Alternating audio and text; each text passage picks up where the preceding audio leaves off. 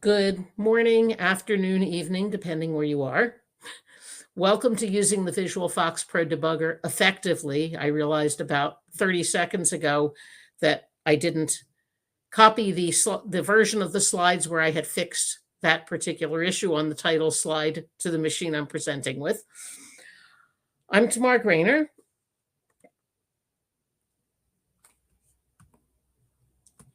And I've been working with FoxPro, Visual FoxPro, and in this world generally since the late 80s. I have written and spoken quite a lot about FoxPro and Visual FoxPro. I'm co-organizer of this conference, which it doesn't say because that's in the slides I didn't copy, and Southwest Fox. And I do a lot of work with other developers, and I'm always interested in hearing about new opportunities.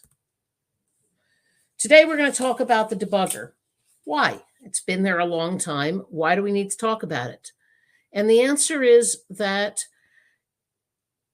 the chances are that even if you use the debugger all the time, there are things you don't know about it. And knowing more about the debugger will make you a better developer. It will let you debug things faster.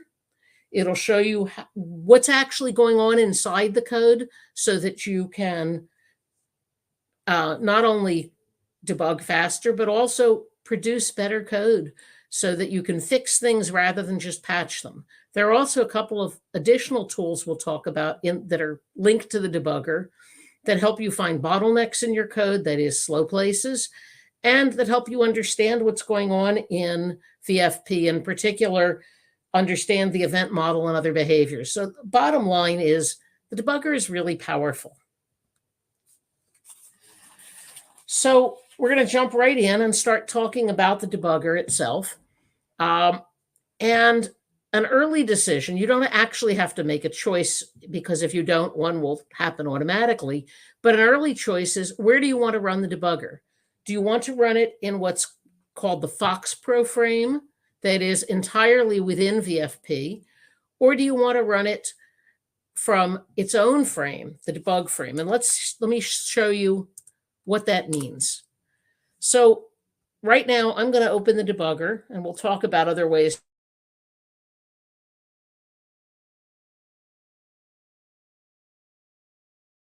To the taskbar, I have a VFP window and I have a debugger window. They're separate.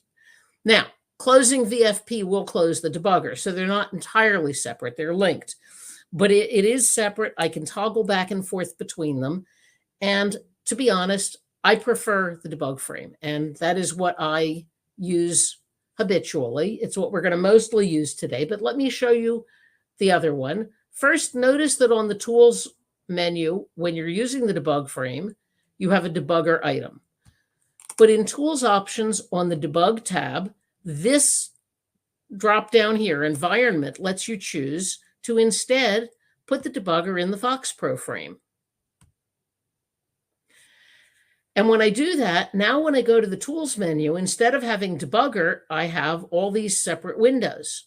If I type Debug right now, it will open two of those 5 windows, the Watch window and the Trace window. And those are historical. We had Trace and we had a window called Debug, which is like the Watch window, back in FoxPro 2X. And so that's why the debug command does that. You can, up here on the toolbar, open and close the different windows. I'm going to close the Trace window and get rid of all that. I'm going to go back now to the Options dialog and switch back to the debug frame. And while we're here, talk about some other things that are in this Options. In addition to choosing which frame, you can also, on this tab, configure what the debugger looks like. This set of option buttons, which is a weird thing to have here because we're not choosing which window we want to use. This is really tabs, or think of it as tabs for everything below it. So when I click a different one, I see different stuff here. The left-hand side and the bottom actually always do show the font and color information for the window that you're talking about.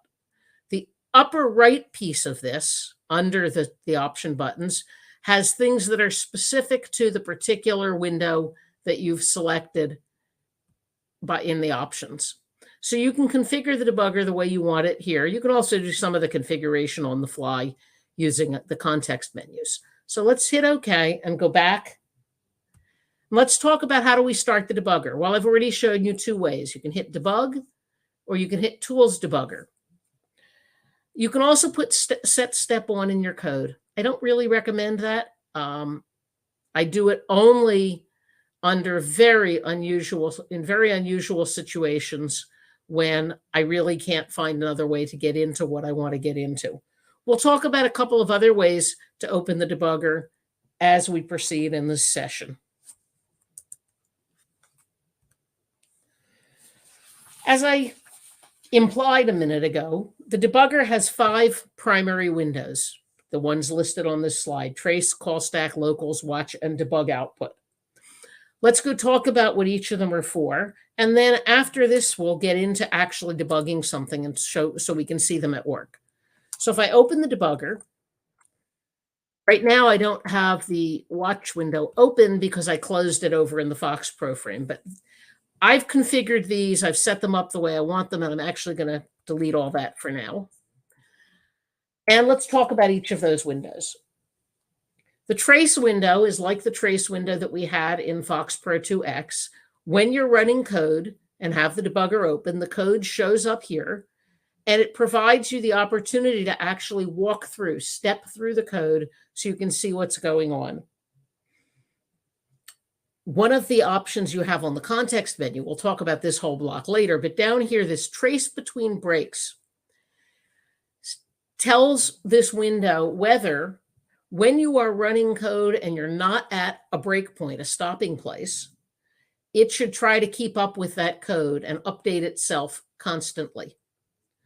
Generally, you want that off. I keep it off almost all the time. Once in a long while, if I am debugging something that I can't seem to be able to step through without interfering with the code itself, I might turn on trace between breaks. And when I do that, I come over here to the debug menu, and I open throttle, and I set a delay. And what this delay is how long execution should pause after each line. In other words, slow the code down so I can watch it run. I don't do this very often. Obviously, it's inconvenient, but once in a while, when I can't find any other way to understand what's happening, I might use this, and those two obviously work together. The second window is the call stack window. In this window, we will see exactly all the routines that are currently in the call stack. That is, whatever thing we called first, and the thing that it called, and the thing that that called, and the thing that that called, and so on, until we are at the one that we're currently executing, which is presumably in the trace window.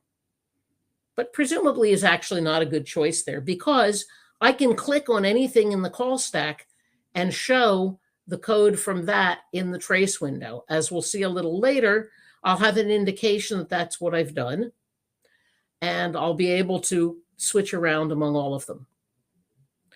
The third window to talk about, because it works with trace and call stack, is locals.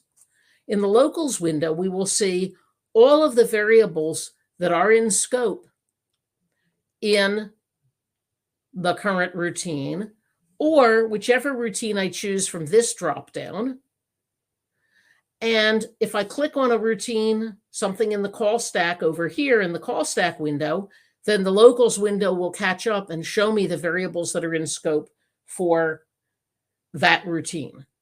There's a context menu here that lets me narrow down exactly what's shown here. I have it set to show me all variables in scope, but maybe that's overwhelming and I don't want to see all of them. I just want to see, for example, the locals, so I can uncheck all the others. Standard here means private. It's private variables. The watch window is a first cousin of the locals window. As I said, it's the descendant of the debug window that we had in FoxPro 2X. It will show you the current value of any expression that you give it. The expression could be as simple as a variable or a property, or it could be some complex expression, and it will keep it up to date with whatever the value of all those expressions is at this moment. We can set breakpoints in both the watch and trace windows. We'll talk about that more later. Finally, we have the debug output window. The debug output window shows output from certain things going on during debugging or during a run.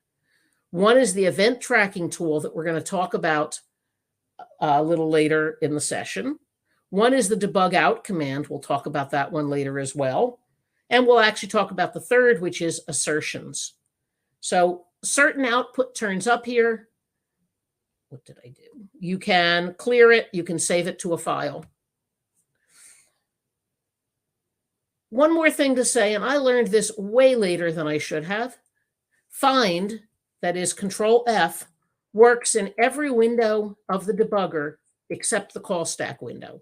So if I want to see what is the variable of the value of a particular variable, I can choose the locals window, put the variable name in find, and hit find next, and it will find the variable for me.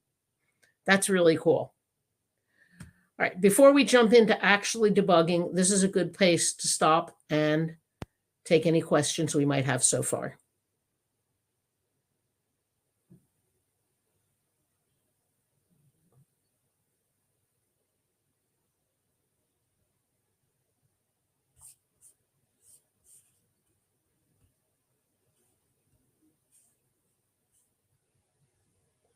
I'm going to assume there aren't any questions, and I'll go on. So let's close the debugger. Those of you who've come to my sessions in the past are probably used to the idea that you could actually sit there with the paper next to you and follow what I'm doing in the paper. But this session called for something different. And I guess this is the point at which I ought to say this is actually a pretty old session. I first wrote and gave this session back in 2002. I've updated some over time, but some topics simply never get tired. What I've done for this session is, in the tradition of Julia Child and most cooking shows, I took something that worked and I broke it. And I broke it in specific ways that allow me to demonstrate how you can use the debugger. So what I wrote a very long time ago was a little class that I called Cusp Project Search. And its purpose was to search for strings in a project. I really wrote it as a proof of concept, not something I planned to use. It has a main method, and the name of that method is search. It has a bunch of protected methods that are search something or other, search X, search field, search methods, search this, search the other thing. It has a few custom properties that are relevant to this session. OProject holds an object reference to the project that we're searching in. CSearchString holds the string we're searching for. AMatches is an array, and we're going to put all the matches we find into the array, and then match count will tell us how many of those there are. And anybody who knows me knows that this must be a pretty old project, because if I'd written it in VFP 8 or 9 originally, I wouldn't have used an array. I would have used a collection. I will, of course, add, we don't need this anymore. We have the code references tool. We have GoFish, which I talked about at our last conference. And those are both better for this than this class, which doesn't have any user interface. In this session, we're going to be doing all our searching in an also very old project that I wrote for one of my kids to help him with a science fair project. And the only thing you need to know about that project is that the string proportional appears in that project 17 times. So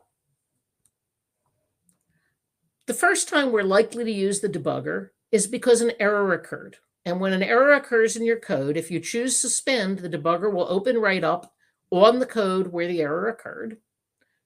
That'll be in the trace window. And there are a lot of things you can do to help you figure out what's going on. One of them is something I actually normally have. I don't have to put it there.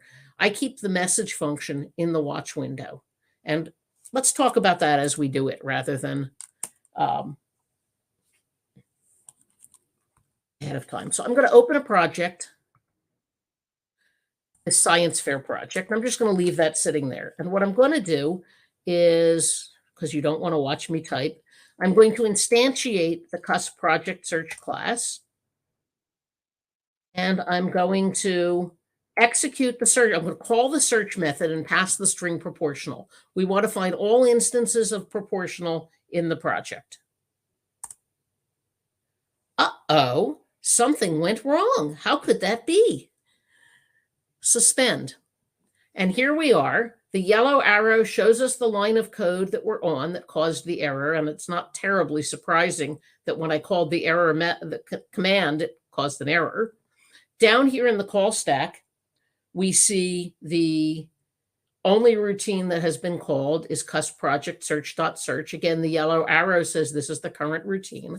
And as I said, I'm going to put the message function into the watch window.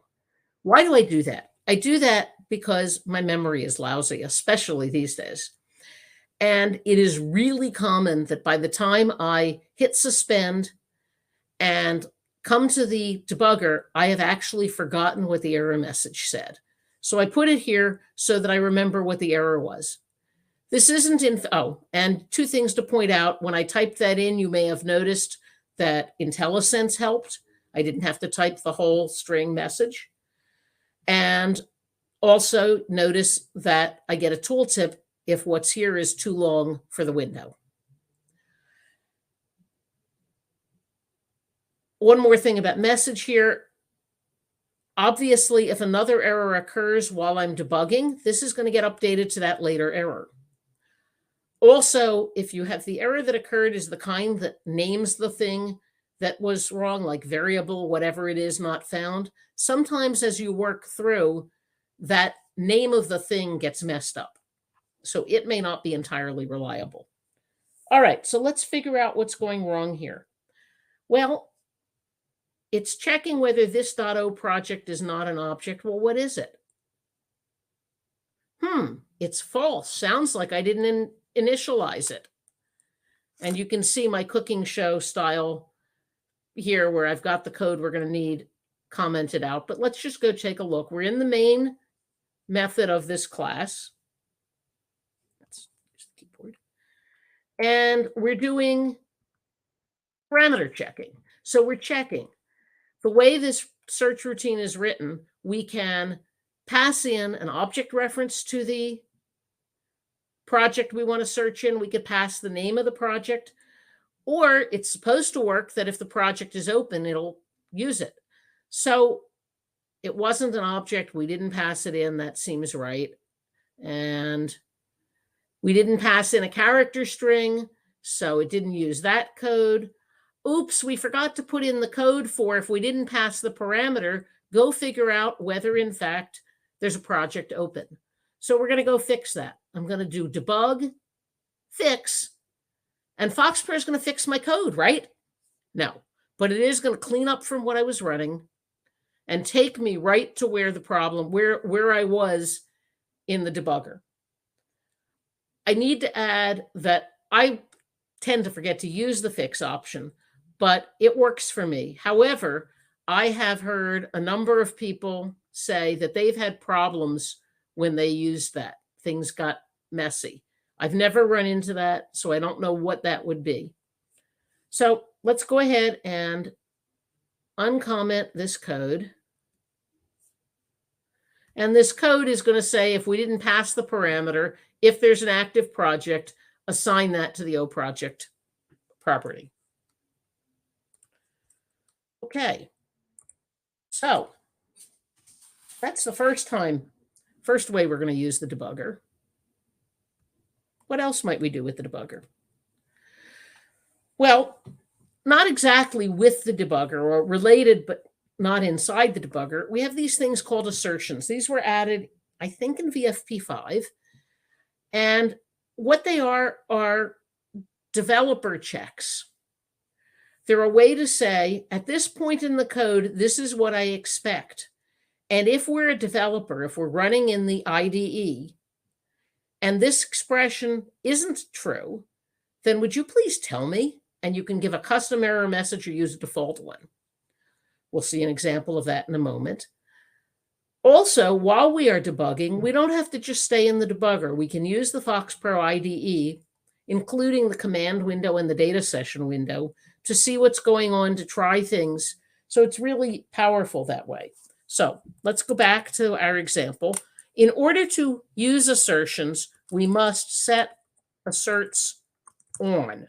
If asserts are off, or if the debugger, well, or if we're running an executable, assertions are ignored. So we're going to set asserts on, and I think I closed the debugger. Now it's open. Good.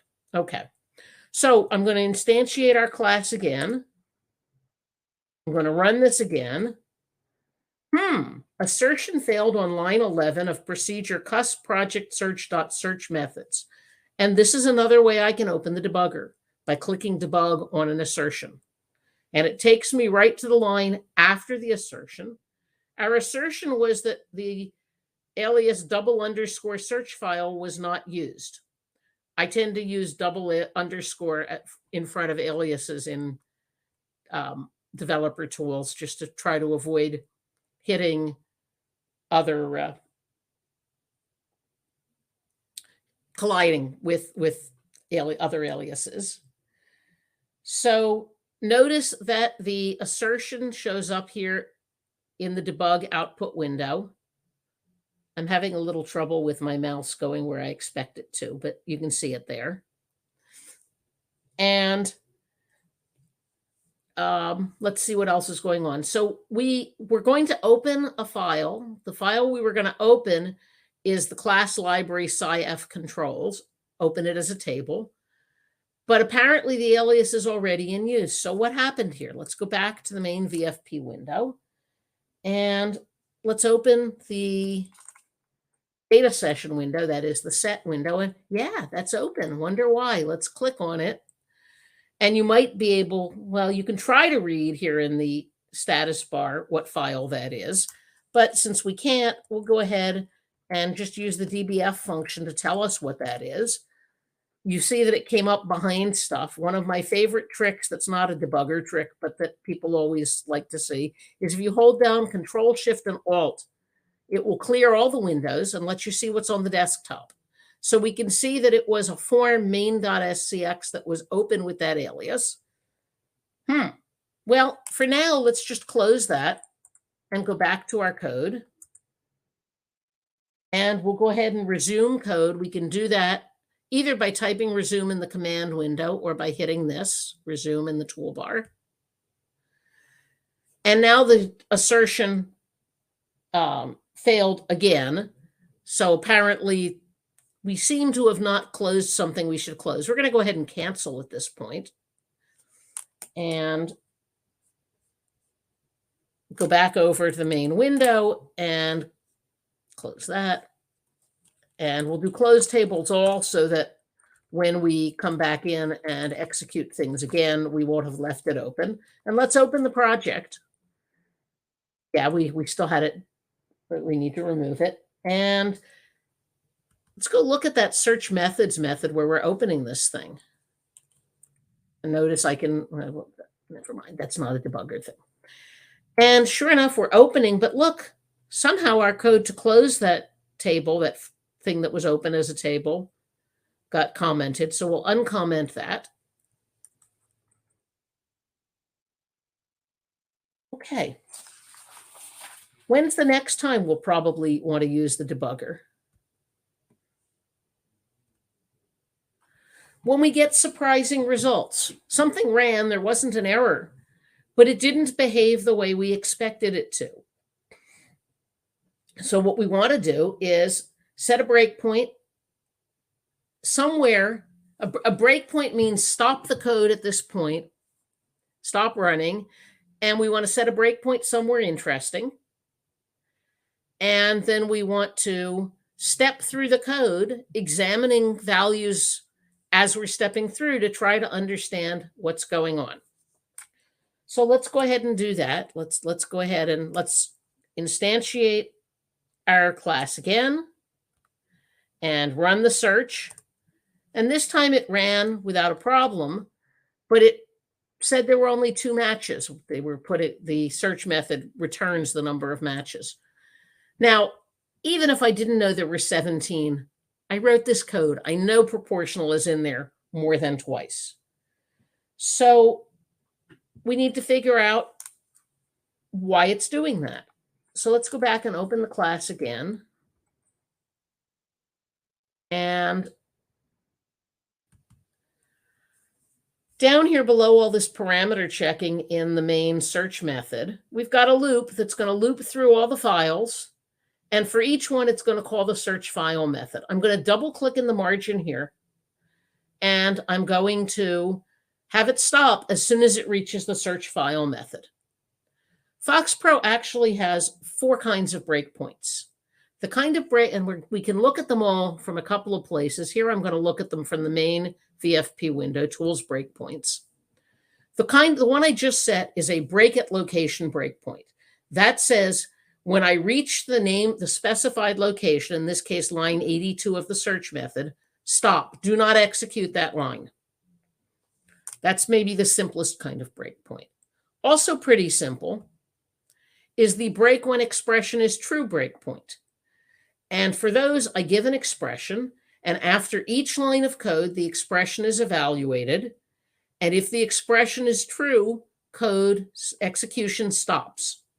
So break at location stops before the specified line. Break when expression is true stops after running a line when the expression has become true. The third kind is very similar to that. It's break when expression has changed. I put in an expression of any type and execute it. That expression is evaluated after each line of code. And if the value of that expression was changed by that line of code, execution stops. The fourth kind is a hybrid. Break at location if expression is true. Here we specify a line of code and an expression. And what happens is when we get to that specified line, the expression is evaluated. And if the expression is true, execution stops. Note that you cannot edit a breakpoint. If I highlight this breakpoint, I can't change it and save my changes. But what I can do is create a new breakpoint based on this one. Perhaps I don't want to stop the first time on line 82, but I want to stop the 7th time. And then I can add that breakpoint by clicking add. And we can then remove or disable the breakpoint that we used as a basis for that. I'm not going to do any of that here. Just going to leave this as I set it up. Okay, so let's go ahead and close this up. And by the way, when you set a breakpoint in a code window or using the breakpoints dialog, that opens the debugger automatically. That's another way to open the debugger. Okay, let's recreate our class. Let's call the search method. And this time, as soon as we get the search file, we stopped. So we can see our breakpoint there as a red dot. We can see the arrow saying where we are. And what we're going to do now is we're going to step through code. And FoxPro gives us 4 ways. We'll talk about 3 of them now to step through code. You can find them on the debug menu in the debugger. You can find them on the debugger toolbar, which is how I'm going to do it here. You can find them on the context menu. And they all have shortcuts. I normally use the keyboard shortcuts. For the moment, I'm going to use the toolbar so you can see what I'm doing. Let's talk about each of them. Step into says, execute this line of code. If this line of code calls another routine, stop on the first executable line of that routine. Step over says, execute this line of code. If it calls any other routines, just run them and stop on the next executable line of code in this routine.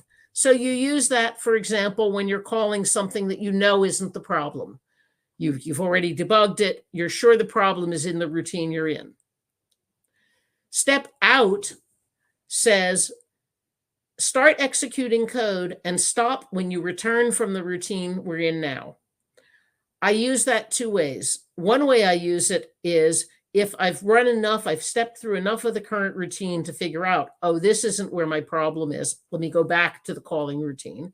And the second is when I accidentally stepped into a routine that I didn't need to trace. So I will use step out or Shift F7 to get out. Okay, so let's go ahead and step into the search file routine. And we can see that OFile is an object. I can hover over things here and see their values. And I can actually come down here and I can hover over OFile. No, I guess I can't. I thought I could hover over OFile.type there. If I come over here to the locals window, though, I can take a look at OFile. It's there. And I can hover here and find out, okay, it's main.prg. I could also, if it were important, put OFile in the watch window, since usually the locals window is going to have a lot more stuff in it. And let's go ahead and step and see what happens here.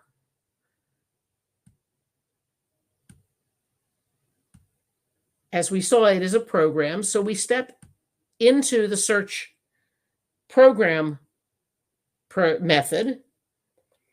And we'll continue stepping. And what it's going to do is use file to string to read that whole program in, so that after we've done that, C content contains the entire content of that program. And we can see it there. We can hover. So let's continue stepping. And in this case, match pause is 0. But if I hover over this .search string, I've got proportional, and I look at C content, even though proportional doesn't happen to be in this one, it kind of gives me a clue. Oops, I forgot that FoxPro is case sensitive. So I'm going to go fix that. I might have to step through more if I didn't actually know what the problem was. So here in search program, I'm going to go to upper for the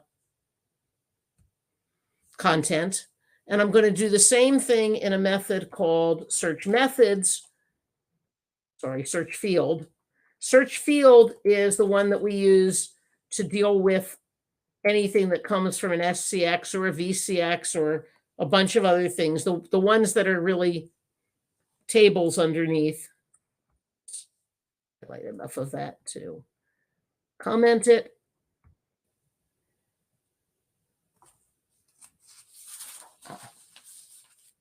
And I also need to do this in the search method itself for the search string.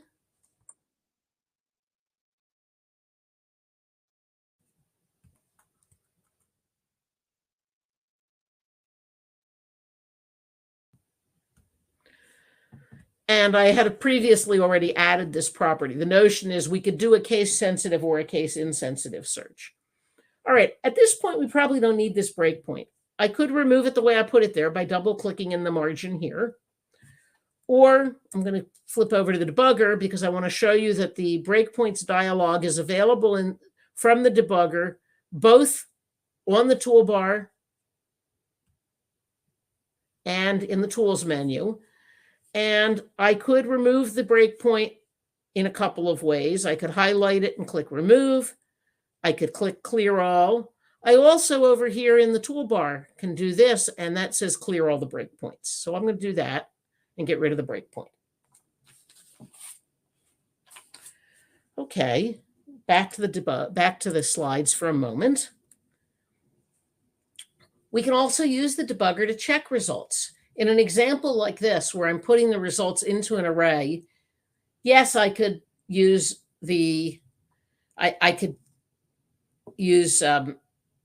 display memo to look at the array in the main VFP window, but it's a lot easier to drill down in either the locals or the watch window. So let's go ahead back to we don't actually need the debugger open at this moment. Let's go back to there. And I don't know why that's still showing the breakpoint. I'm pretty sure I got rid of it. Oh, but don't discard changes, save changes. And once again, we're going to instantiate We're going to call the method. No errors. That's great. That's interesting. Why did we get 0? That was not one of the built-in problems. Let's do this. Let's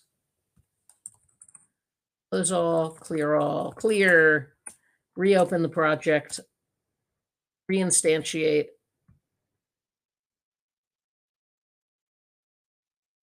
And see if that works better. Nope. I guess we'll be debugging something I didn't mean to. Did I not save changes? Okay, I see that. See Doug saying I didn't save my changes. Oh, I don't know why I would not have. Yep.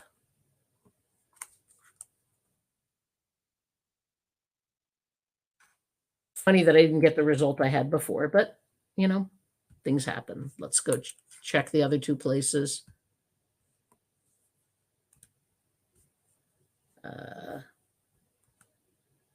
No, that one was okay. So it was only that last one, it looks like, and that's why it failed. It was this one. Let's just confirm. Okay. Sorry about that. So let's go back. Try it again. And voila, 17. That's what I said, there were 17. So let's go take a look at those results. We have the oSearch object. Let me maximize this to make it easier for you all to see. And okay, good. The file, the name of the object, the line, but what's supposed to be in the 3rd column of the array is the name of the method where the match occurred. And I see that it got there some of the time, but not all of the time, only occasionally. So what are we going to do? Well, we know what we're going to do. We're going to use the debugger to figure that out. I called them surprising results before. This time I'm going to call them inaccurate results, but it's really the same thing. Same idea. Set a breakpoint to get in, step through the code, examine values. But this time we'll take a look at how you could set breakpoints in the trace window. And I'm going to show that you can drag stuff right into the watch window. So let's come over to the debugger. And besides the message function, I keep something else pretty much always in my watch window. And it's an expression that looks something like this. It'll vary over time exactly, but it's something or other is in the string in the return of the program function. I use this to let me put breakpoints on particular methods of classes and forms, because while you can open a PRG in the trace window and just set a breakpoint in it, you can't do that with forms and classes. So I use this and double click in the margin here in the watch window to set a breakpoint. So let's go back and now run our code again. Since we didn't change anything, it's still in memory. So I just need to go ahead and run the search method. And this stops me as soon as I get into the search method on the first executable line. Now, I don't really want to trace all the code, all that parameter checking code. So what I'm going to do is I'm going to come down here to where I actually want to start tracing, which is this search file line. And I could put a breakpoint there, but I also can right click and run to cursor, and it will execute the code right up to where my cursor is. So it's a great way to skip over a whole lot of code. Now I can start stepping as I did before. And this time I'm going to go ahead and use the function key because I can do it a little faster that way. So I'm going to step into set file. And as soon as I get in here, in search file, sorry, I realize that since we're talking about we need the name of the method, the only ones I'm interested here are going to be the search methods method. Any file that's doesn't have methods, that isn't a form or a class, isn't going to be interesting. So I'm going to actually use the drop down here, switch over to the search methods method, and put a breakpoint right at the top by double clicking in the margin. Um,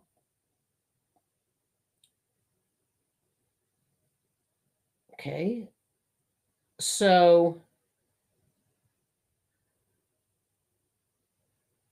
I'm sorry. So now I'm going to go ahead and resume the code. And here we are in search methods, and you can see the yellow arrow here says we're in search methods. Just to show what we've done, here I can click on another method. The black triangle says which one I clicked on, and it matches up here, shows me the line that included the call so that I know how I got here. And I could notice that the locals window has also switched to that. Let's go ahead and switch back to search methods. And we'll go ahead now and step through this code. We're going to open up that table what are we looking at? Actually, we're looking at main.scx. We're going to see that as a table. And we're going to go through this loop. And if you know anything about SCX and VCX files, you know that they have a methods memo that contains actual code. So we're going to step until we find one that has some code. And that'll take us into the search field method. And this is what's going to actually search in the code. So it was passed the contents of that memo, and we can see we uppercased them. And that's what's there. And we can see already that proportional isn't here, but we'll go ahead and step. And we're going to break it into lines, and we're going to ask, are there any matches here? And there aren't any. But I think at this point we can say, okay, we're interested in when match is not 0. We want to see what happens in this loop. This loop is where we're going to figure out what method we're in. What we're going to do is step backwards through the code line by line, looking for a line that begins with either procedure or function. So I really want a breakpoint right here, because I don't need to trace until I'm in a methods memo that actually contains the string I'm interested in. So I'm going to resume. Now it's stopping back here. I don't need this breakpoint anymore. So I'm going to double click and get rid of it and resume. And most of the time I would have had to get rid of this one by now. It happens in this class. Pretty much all the method names include search, so it's not giving us trouble, but normally I'd have done this by now as well. Okay, so now here we are. We've got contents, and if you look closely, you can see about a third of the way down, there's a line that says oprocess.compareAll and has a parameter of this form.L is proportional. So that's where we are, and we can see it's at position 288 in that code, in that text. So we're going to say, look, we found another match, and return count will tell us how many lines, what line we're on. We're on line 11 because there were 10 returns before that. So we'll notice that it was line 11. And then if we're supposed to get the name of the procedure, which we are, we're going to grab the line of code. We are going to get rid of tabs and leading spaces. And we're going to pull off the first word, which in this case is the whole line because there's no embedded spaces. And then we're going to look and see, was that first word procedure or function? So to watch what's going on, we really want to pay attention to that variable first word. It's going to make it easier to see what's happening. So now I'm going to step through this code. And as I do, when first word changes, you'll see it changed and it turned red to let us know that it just changed. And we can continue stepping. I also could just put a breakpoint on first word changing and not step through this every line at a time. I'm not going to bother because it's pretty quick. And we're looking and looking and looking, and we still haven't found the one that begins with procedure or function, but the lines are changing and we're getting through a lot of them. Well, that's weird. We fell out of the line. We fell out of the loop, but we didn't find procedure or function. What's going on? Oh yeah, I forgot about the weird way that FoxPro matches strings. The string got to be empty, so we fell out of the loop. So we need to go fix that.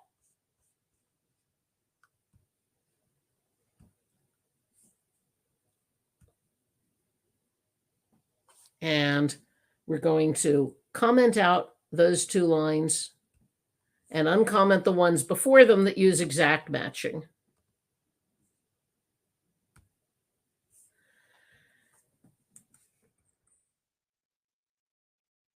And let's close tables all since we left stuff in the middle.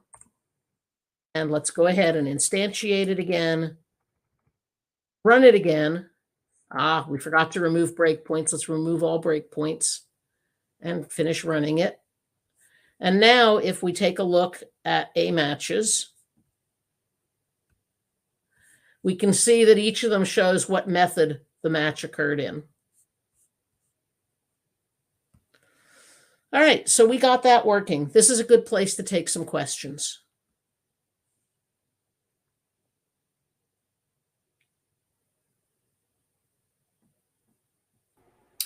It seems like Rick's mic isn't working. So there's a couple questions. It says, I have that problem all the time. This is talking about breakpoints not disappearing. So I have that problem all the time. Breakpoints don't go away when I tell them to, or otherwise appear randomly. Any idea why? Okay. Well, what I saw in the session is something I do not normally see, except with this session for some reason, which is the indication of a breakpoint not going away. I'm not sure what that was about. There is a problem that I don't have a solution to of what I call phantom breakpoints. Somewhere where I once had a breakpoint, and even though I have removed that breakpoint, it stops code there. I have one that's actually tied to another breakpoint. If I turn off the other breakpoint, the first one doesn't happen either. No idea what that's about. I assume it's a bug in VFP. Okay, another question, basic question about asserts. Does an assert basically open the debugger if it fails? No, it shows you the message, either the standard message or your custom message, and one of your options is to click debug and open the debugger. Okay, and last question, this one actually comes from me. When I set a breakpoint on a local variable, changing its value, as I step through the code, the breakpoint executes when you go into another method because that variable has now gone out of scope. Yep. And so what I usually do is I usually end up checking both the type and the value, but that's kind of clunky. Any tips for a better way to do that? I have tried some things, and if you are looking for the variable to assume a particular value, then you can write an expression that basically checks the type and that it has reached the value you're interested in. That will fire only when it's in scope and has that value. It's a break when expression is true breakpoint. But I have not found a good way to handle that it's only in scope and that it and that it has changed. Okay, that's it for questions. Okay, great. Then we're actually going to switch gears a little bit. I'm going to clean up a little. Close all, clear. For the next set of things I want to show, we're going to look at a different example. One of the things that you can do with the debugger, besides the fix that I've been showing you, is you can fix things on the fly. And by on the fly, I mean temporarily, so that you can continue testing. You can change the values of variables and properties in the locals and the watch window. And you can change the order of execution while you're testing. So the example we're going to look at now is another thing I wrote as a proof of concept. This was definitely for the advisor answers column back in the day. Somebody asked that they said they had a form where they needed an edit box, but they didn't have enough room to really give a decent edit box. They wanted to put one line and set it so that if you double clicked, a zoom window, a window that would zoom out on that edit box would open up. And so I created such a class, an edit box class that does that. And you can specify either a form, an SCX, or a class and class library as the form that should run when you double click the thing. So let's go take a look at that. This is a really simple form just to test that. Test me. And I'm going to double click. Oops, an error. What happened? So the debugger opens up, same as we saw before. And that's weird. I thought I specified a form here, but we're in the branch of the code that's for a class, instantiating a class. So what happened? Oh, I forgot to populate that property. So I can come into the locals window here and drill down, and actually I can demo find. I want to find EDT EX. There's the edit expand edit box. And I can come down here, find the property I'm interested in. I'm almost there. See form. I can double click in the value column, remove what's there, and put the name of the thing that I want. Because this is a string, doing it this way, I need to make sure I put the quotation marks around it. And I just changed the value of that property. Look over here, when I hover over it, now it has the value I want. Well, that's great, but I'm in the wrong branch of the if loop, of the if then. What can I do? Well, I can use another way of navigating in code. I can click on the line I'm interested in, and then using the context menu or the debug menu, I can set next statement. Watch the yellow arrow as I click this. Do you see it? It's jumped backward a line. And so now I can continue running this. Set next statement is good for stuff like this. I also use it if I'm tracing through something and I realize, oh, there's that block of code and it's going to cause trouble and I don't really need it to test what I'm testing. So I'll jump ahead and skip over some code. So now let's go ahead and continue running this. Great.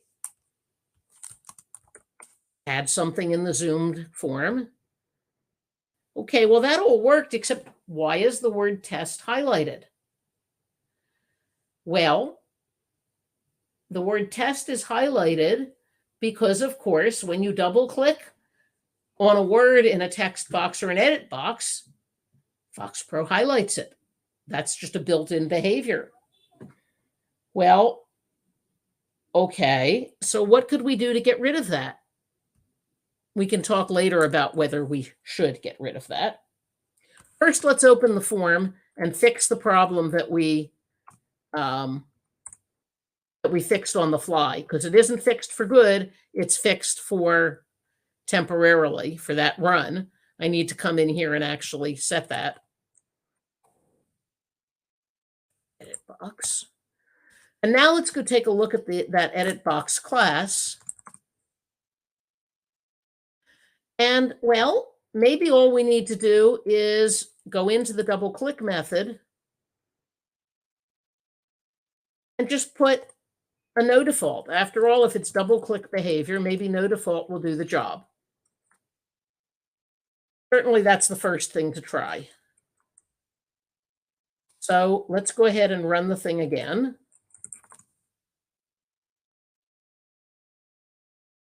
And I don't actually need to make a change here to demo this. Nope, no default there, didn't do any good. So how are we going to figure out what's going to solve this for us? We really need to understand what's happening here.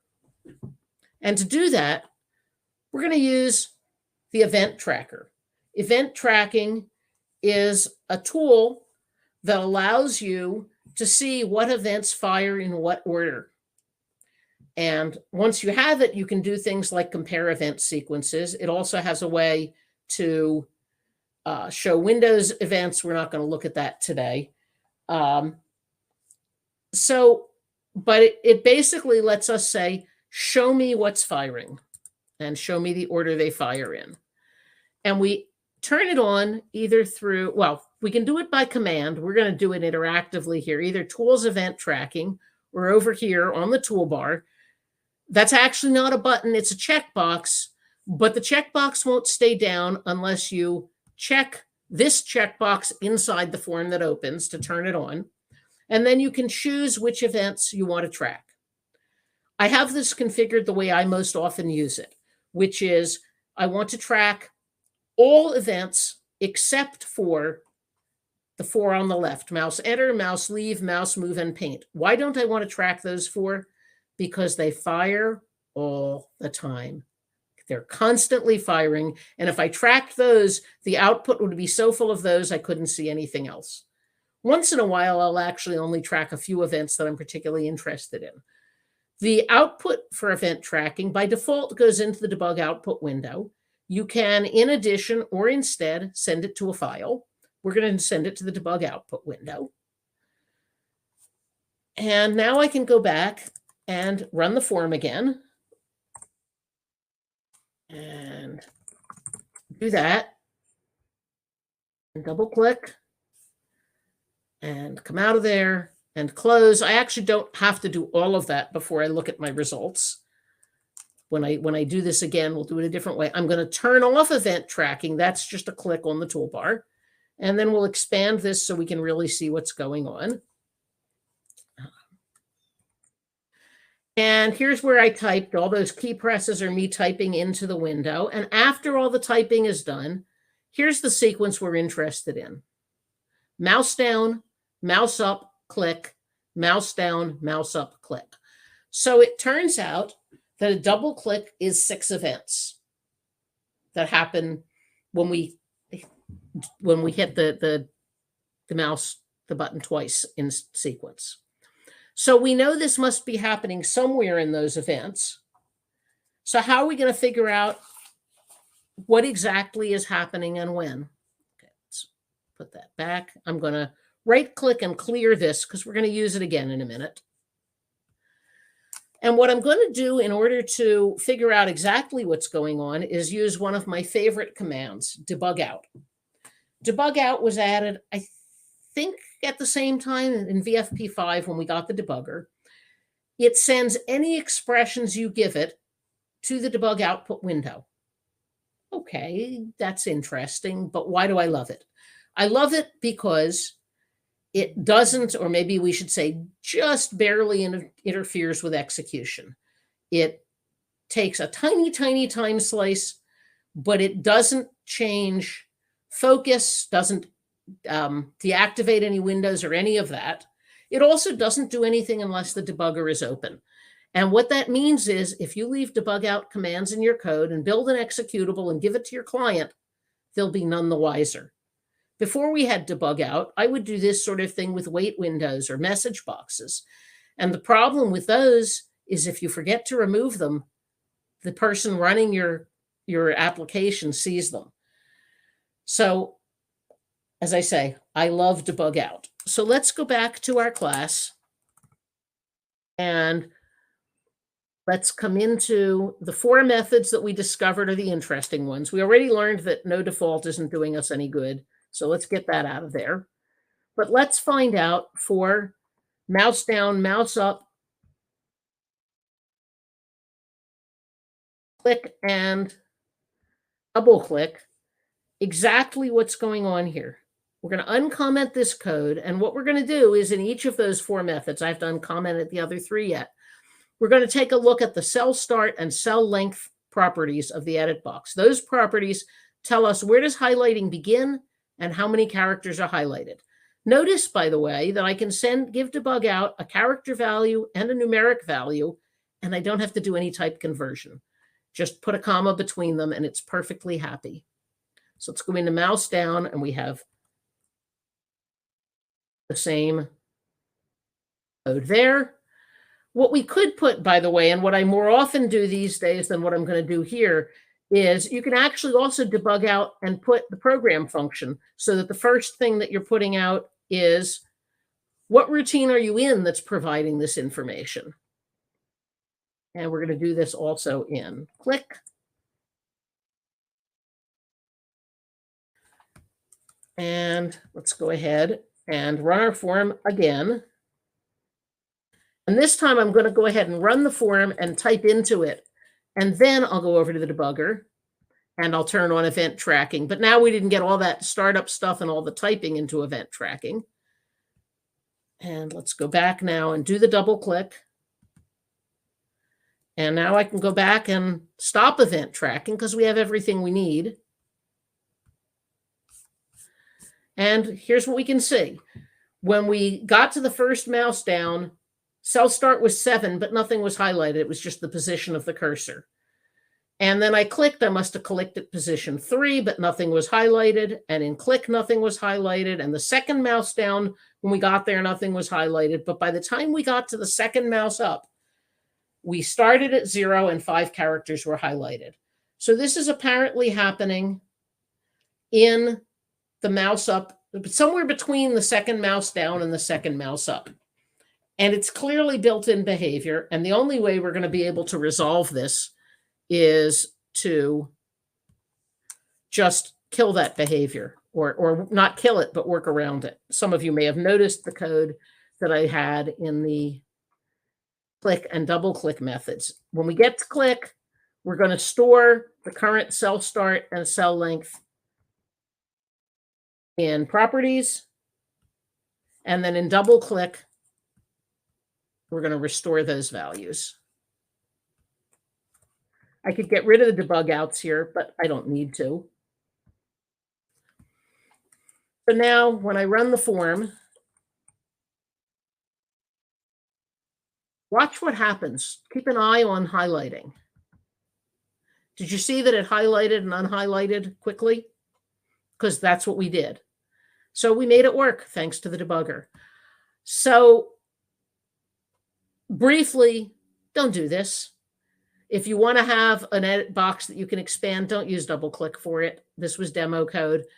Give it a context menu or a hotkey of some sort, because people expect double click to highlight words. Okay. We've got one more pair of tools to talk about. Coverage logging is built into VFP. You can run it from commands. You can run it from the debugger. And when it's running, when you turn on coverage logging, then for every line of code that you execute, one line of text will be put into a specified file. Why would you want that? Well, 2 reasons.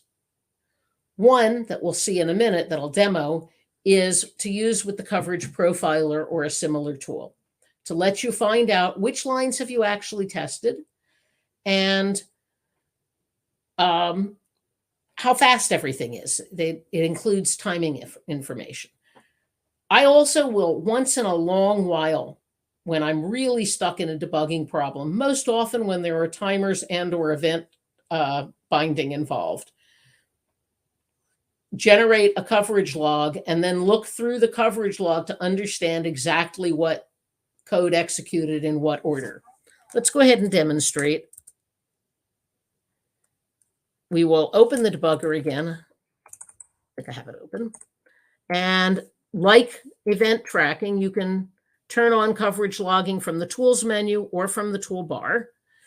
This time, all you have to do is specify the name of a file. I'm just going to pick one that exists and overwrite it.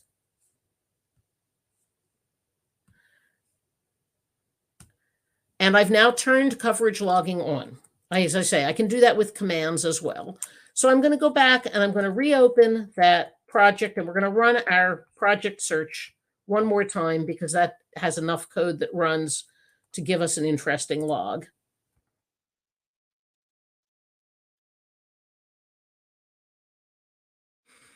And then I'm going to come back over to the debugger and I'm going to turn the coverage logger off. If you were going to use the coverage profiler tool that we're going to talk about in a minute, you probably wouldn't do that. Modify file. And I'm going to open up that log that I just created, and we can take a look at it. And I'm going to go to the top. Each line says, how long did this line take to execute? What class were we in? What method were we in? What line were we on? What file did it come from? And where are we in the call stack? So this was the first line of code. It was line 8 of search at level 1. I'm going to page down a little to show more interesting stuff. So here we can see we were in search file, line 8. It was level 2. It must have called search program with the first executable line being 4, and we're at level 3, and so on. Obviously, mostly, this is not a file you really want to play with. As I say, I occasionally use one for debugging, but it is very regular, and you can do a lot of things with it. The first thing, though, we're going to do with it is we're going to use the associated tool, which is the coverage profiler. The coverage profiler asks for a log. If you start the coverage profiler when you have coverage logging on, it will turn off coverage logging and use the log that you were creating. But it'll process the log, and then it will show you two kinds of things. It will show you coverage. Which lines did you execute? Which lines didn't you execute? Great way to make sure you've tested everything. It will also show you a profile. How many times did each line run? How long did they take? So let's go and actually run that on the file we just created. Tools, coverage profiler. It was a PR, search.log. So this is coverage mode. That's the default that, well, you can decide which way it opens if you don't change it. This is the default. And also by default, you see these vertical bars next to the lines that you did not execute. That makes some sense. We can see we actually did a pretty good job of executing the lines. In the options dialog, you can change which way you start.